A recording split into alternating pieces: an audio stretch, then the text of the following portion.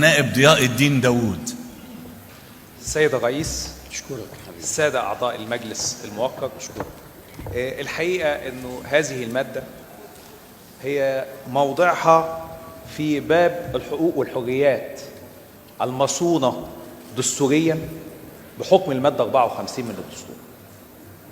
والحقيقة أن احنا تعرضنا في أعمال اللجنة الشؤون الدستورية والتشريعية لمحاولة التعديل على نص المادة 104 الملتزمة والمنضبطة في حدود المادة 54 من الدستور. ولكن سيد الرئيس لما تعرض مستشار الجليل محمد العواني لتطبيقات المحكمة العليا مع نص المادة 124 التي كانت تتيح في تفسيراتها وتطبيقاتها أن ممكن أن تنصرف إرادة المحكمة في حالات الضرورة أو في حالات الاستعجال صونا لإجراءات التحقيق أنها تقر النيابة العامة في تصرفها وفي إجرائها الاستثنائي في أن هي تبدأ مرحلة الاستجواب والتحقيق مع المتهم في غيبة محاميه.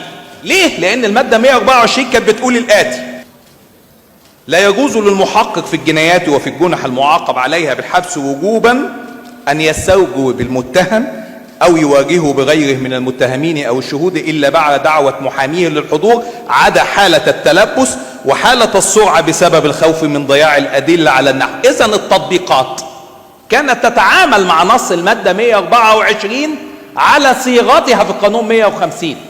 أما وإن الدستور والمشرع الدستوري والشعب المصري الذي يرقب هذه الجلسات، وعندما نتحدث عن ضمانات متعلقة بالحقوق والحريات ننزل فيها على إرادة الشعب المصري والتزاما واحتراما مع مجتمعه المدني الذي يراقب حالة حقوق الإنسان في مصر. وانتم عارفين أننا لست من مدرسة لا بتخاف من تقارير خارجية ولا من تقارير منظمات دولية ممكن تكون متربصة بحالة حقوق الإنسان في مصر. يكون احنا عندنا استراتيجية جديدة لحقوق الإنسان، بنعدل وعدلنا الدستور في دوها، والنهارده واحنا بنحط دستورنا الأصغر قانون الإجراءات الجنائية لا يمكن، أنا ما عنديش إمكانية للتوسع مع صياغة منضبطة أفرادها الشعب المصري بتقول الآتي في الفقرة الثالثة من المادة 54 من الدستور. وأظن أن هذا هو ما دفع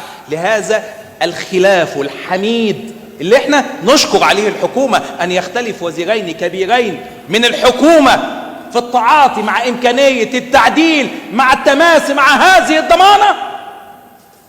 هذا خلاف محمود وتراجع حميد من الحكومة بأنها تتريث، بأنها تتقدم بتعديل يضع كل بقى، تخيل بقى، كل مشروع قانون الإجراءات الجنائية ده يعصف أمام ضمانة حرية المتهم ومواجهته في حضور محاميه عند استجوابه أمام النيابة العامة.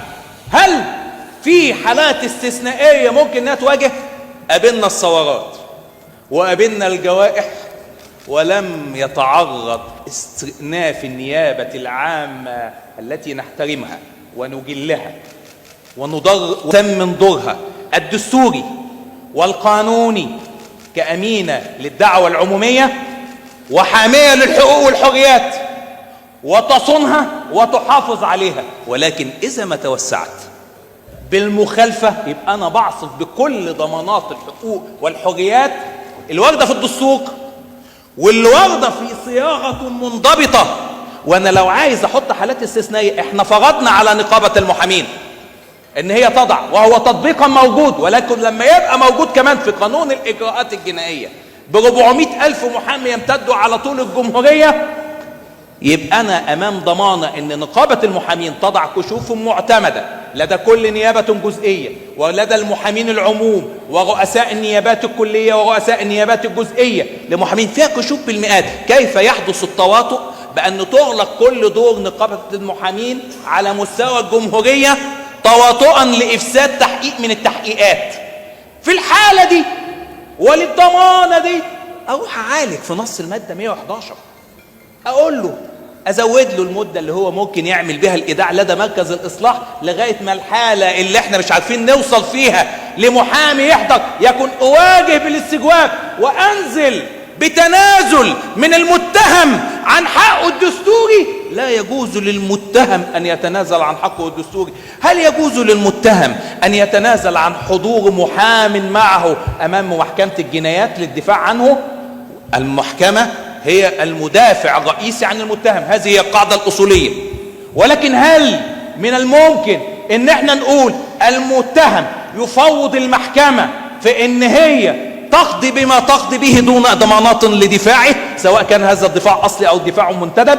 هذا الأمر لا يتوافق عليه لا دستور ولا يتوافق عليه قانون. سيد الرئيس، حسنا فعلت الحكومة بأنها تراجعت أمام أي تعديلات يكون منها المساس مع نص المادة 104 حفاظا على الضمانة الدستورية بنص المادة 54. شكرا سيادة الرئيس. شكرا.